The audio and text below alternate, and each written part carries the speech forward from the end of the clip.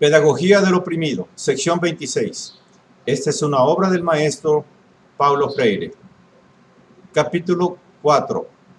La antidialogicidad y la dialogicidad como matrices de teorías de acción cultural antagónicas. La primera sirve a la opresión, la segunda a la liberación. La teoría de la acción antidialógica y sus características, la conquista, la división, la manipulación, la invasión cultural. La teoría de la acción dialógica y sus características, la colaboración, la unión, la organización, la síntesis cultural. En este capítulo, en que pretendemos analizar las teorías de la acción cultural que se desarrollan a partir de dos matrices, la dialógica y la antidialógica, repetiremos con frecuencia afirmaciones que ya hemos hecho a lo largo de este ensayo. Serán repeticiones o retorno a puntos ya referidos, ora con la intención de profundizar sobre ellos, ora porque se hacen necesarios para una mayor claridad de nuevas afirmaciones. De este modo, empezaremos reafirmando el hecho de que los hombres son seres de la praxis, son seres del quehacer y por ello diferentes de los animales, seres del mero hacer. Los animales no admiran el mundo, están inmersos en él. Por el contrario, los hombres como seres del quehacer emergen del mundo y objetivándolo pueden conocerlo y transformarlo con su trabajo. Los animales que no trabajan viven en su soporte particular al cual no pueden trascender. De ahí que cada especie animal viva en el soporte que le corresponde y que estos sean incomunicables entre sí para los animales, en tanto franqueables a los hombres. Si los hombres son seres del quehacer, esto se debe a que su hacer es acción y reflexión, es praxis, es transformación del mundo. Y por ello mismo, todo hacer del quehacer debe tener necesariamente una teoría que lo ilumine. El quehacer es teoría y práctica, es reflexión y acción. No puede reducirse ni al verbalismo ni al activismo, como señalamos en el capítulo anterior al referirnos a la palabra. La conocida afirmación de Lenin, sin teoría revolucionaria no puede haber tampoco movimiento revolucionario, significa precisamente que no hay revolución con verbalismo, ni tampoco con activismo, sino con praxis. Por lo tanto, esta solo es posible a través de la reflexión y la acción que inciden sobre las estructuras que deben transformarse. El esfuerzo revolucionario de transformación radical de estas estructuras no puede tener en el liderazgo a los hombres del quehacer y en las masas oprimidas hombres reducidos al mero hacer. Este es un punto que debería estar exigiendo una permanente y valerosa reflexión de todos aquellos que realmente se comprometen con los oprimidos en la causa de su liberación.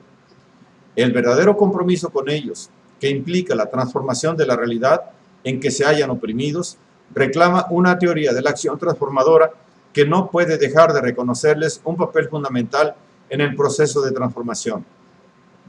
El liderazgo no puede tomar a los oprimidos como simples ejecutores de sus determinaciones, como meros activistas a quienes se niegue la reflexión sobre su propia acción. Los oprimidos, teniendo la ilusión de que actúan en la actuación de liderazgo, continúan manipulados exactamente por quien no puede hacerlo, dada su propia naturaleza. Por esto, en la medida en que el liderazgo niega la praxis verdadera a los oprimidos, se niega consecuentemente en la suya.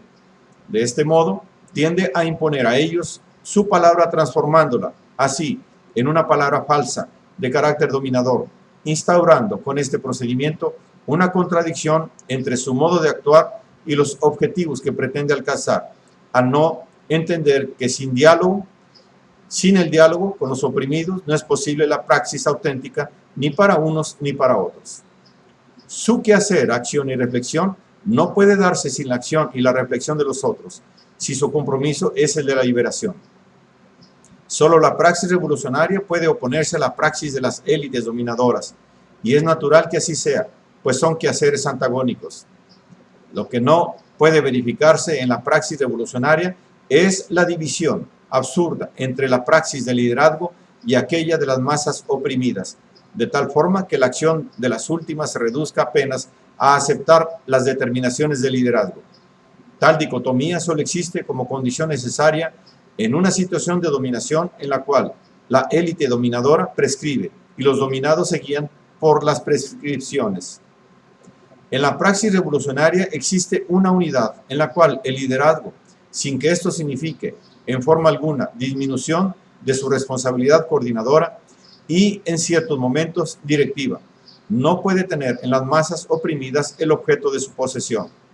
De ahí que la manipulación, la esloganización, el depósito, la conducción, la prescripción no deben aparecer nunca como elementos constitutivos de la praxis revolucionaria, precisamente porque constituye parte de la acción dominadora.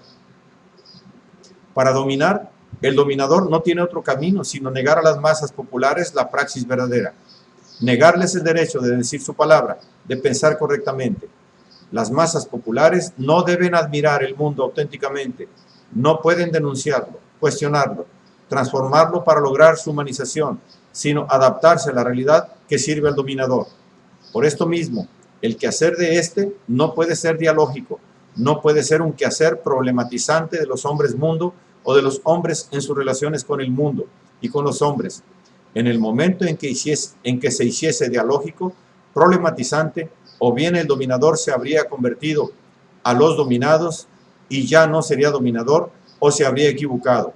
Y si, equivocándose, desarrollara tal quehacer, pagaría caro su equívoco. Del mismo modo, su liderazgo revolucionario, que no sea dialógico con las masas, mantiene la sombra del dominador dentro de sí y por tanto no es revolucionario, o está absolutamente equivocado y es presa de una sectarización indiscutiblemente mórbida. Incluso puede suceder que acceda al poder, mas tenemos nuestras dudas en torno a las resultantes de una revolución que surge de este quehacer antidialógico. Se impone, por el contrario, la dialogicidad entre el liderazgo revolucionario y las masas oprimidas, para que, durante el proceso de búsqueda de su liberación, reconozcan en la revolución el camino de la superación verdadera de la contradicción en que se encuentra, como uno de los polos de la situación concreta de opresión. Vale decir que se deben comprometer en el proceso de una conciencia cada vez más crítica de su papel de sujetos de la transformación. Si las masas son adscritas al proceso como seres ambiguos, en parte ellas mismas y en parte el opresor que en ellas se aloja, y llegan al poder viviendo esta ambigüedad que la situación de opresión les impone, tendrán, a nuestro parecer, simplemente la impresión de que accedieron al poder. En su dualidad existencial puede incluso proporcionar o coadyuvar al surgimiento de un clima sectario que conduzca fácilmente a la constitución de burocracias que corrompen la revolución. Al no hacer consciente esta ambigüedad en el transcurso del proceso, pueden aceptar su participación en él con un espíritu más revanchista que revolucionario. Pueden también aspirar a la revolución como un simple medio de dominación y no concebirla como un camino de liberación. Pueden visualizarla como su revolución privada, lo que una vez más revela una de las características del oprimido, a la cual ya nos referimos en el primer capítulo de este ensayo. Si un liderazgo revolucionario que encarna una visión humanista, humanismo concreto y no abstracto, puede tener dificultades y problemas mayores. Dificultades tendrá al intentar llevar a cabo una revolución para las masas oprimidas, por más bien intencionadas que ésta fuera. Esto es, hacer una revolución en la cual el con las masas es sustituto por el sin ellas, ya que son incorporadas al proceso a través de los mismos métodos y procedimientos utilizados para oprimirlas. Estamos convencidos de que el diálogo con las masas populares es una exigencia radical de toda revolución auténtica. Ella es revolución por esto, se distingue del golpe militar por esto. Sería una ingenuidad esperar que de un golpe militar el establecimiento del diálogo con las masas oprimidas. De estos, lo que se puede esperar es el engaño para legitimarse o la fuerza represiva. La verdadera revolución, tarde o temprano, debe instaurar el diálogo valeroso con las masas. Su legitimidad radica en el diálogo con ellas y no en el engaño ni en la mentira.